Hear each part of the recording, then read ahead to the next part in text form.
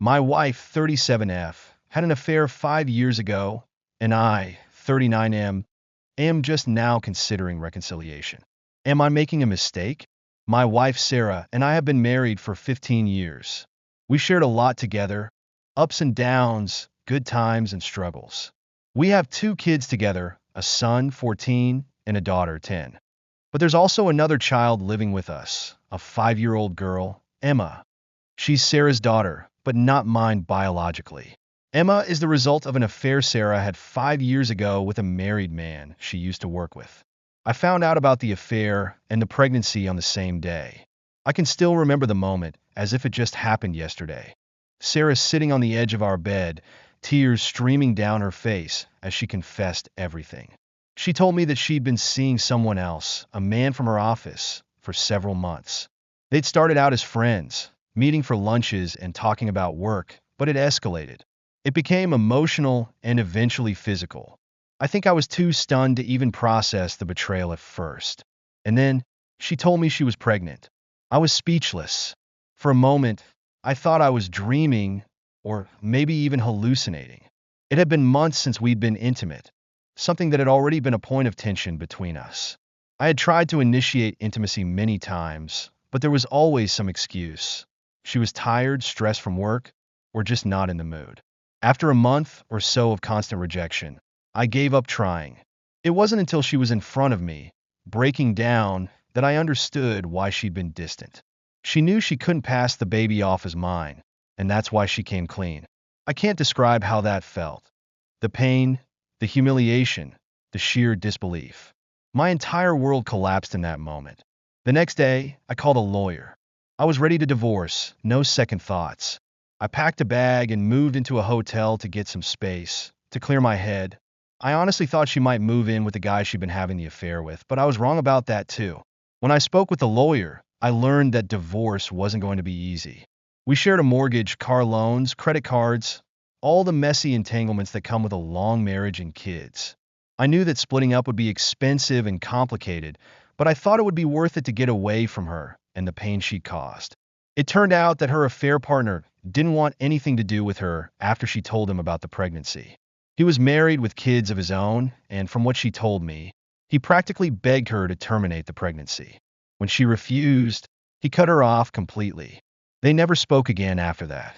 She lost her job soon after, though I don't know if it was directly related to the affair or just bad timing. Either way, she found herself pregnant, unemployed, and alone. I figured I would stay at the hotel until we could sort out the divorce and our living arrangements. But hotel living is expensive, and my savings were dwindling fast. Meanwhile, Sarah was still in the house with our two kids, struggling to figure out what her next steps would be. Eventually, I realized that I couldn't afford to keep paying for a hotel room and our mortgage at the same time. I didn't want our kids to see their lives completely upended, especially since they were already dealing with the fallout of their mother's mistakes. So, reluctantly, I moved back into the house. We made an agreement. We'd live as roommates for the time being, just to make things easier for the kids, and we'd try to be civil around them. We wouldn't act like a couple anymore, just co-parents under one roof. I thought it would only be for a few months, just until Sarah could get back on her feet and we could save up enough money to separate properly. But it didn't turn out that way. Sarah's pregnancy was hard, physically and emotionally. As much as I resented her, I found myself helping her through it. She had complications in the third trimester, and I couldn't just sit by and do nothing while she struggled. I drove her to doctor's appointments, picked up her prescriptions, and stayed up late when she couldn't sleep, even if we didn't talk much. I kept telling myself I was doing it for the kids, for their stability, but a part of me couldn't completely shut off my feelings for her. Then, Emma was born.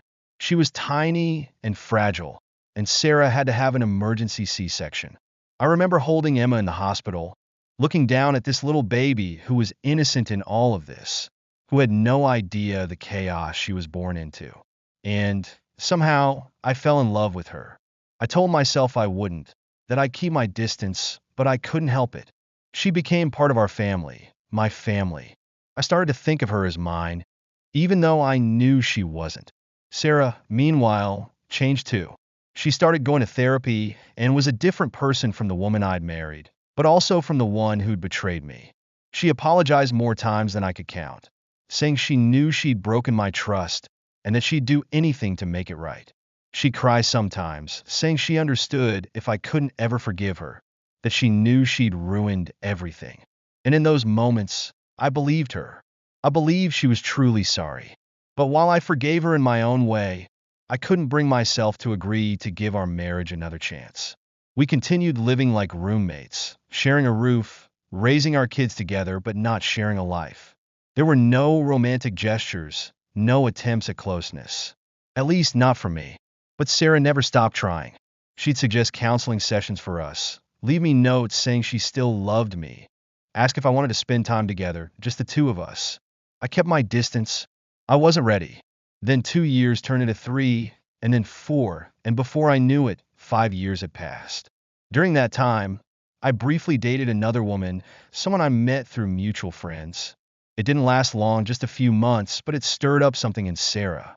She told me later that seeing me with someone else was the most painful experience she'd ever had, that it helped her understand how much she'd hurt me.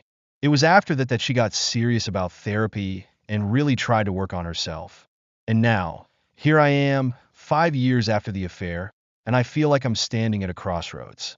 Last month, Sarah tried to initiate intimacy between us again, and this time, I didn't push her away. I don't know why. Maybe I was tired of holding on to the resentment. Maybe I wanted to see if I could feel that connection again.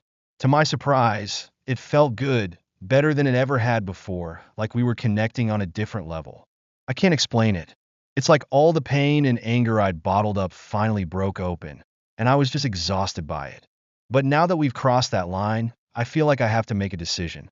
Sarah's been patient with me for years, never pushing too hard, but I know she's holding on to hope that we could truly reconcile. And I don't think it's fair to leave her in limbo anymore. Not when I know she wants us to be more than just roommates, to rebuild our marriage. The thing is, I'm scared. What Sarah did was so terrible, and I'd be lying if I said that part of me didn't still feel angry when I think about it.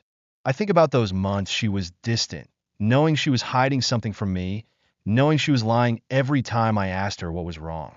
I think about Emma's father, somewhere out there, living his life as if none of this happened. And I wonder if I'm being foolish for even considering giving Sarah a second chance. But I also still love her. I never really stopped. Maybe I tried to convince myself that I could fall out of love with her, but every time I saw her with Emma, every time I saw her working so hard to be better, that love would creep back in. And I know that she loves me too, that she regrets what she did. I believe she's truly changed. For the past 5 years, we've lived like two separate people under the same roof, and she's had every opportunity to move on, to see other people, to make a fresh start. But she hasn't. She's stayed, and she's tried, and she's waited for me. So here I am, standing on the edge of a decision, and I don't know what the right choice is. Am I nuts for considering reconciliation? Is it foolish to believe that people can change, that a marriage broken so badly can be healed? How many years of changed behavior is enough to prove that someone has truly changed?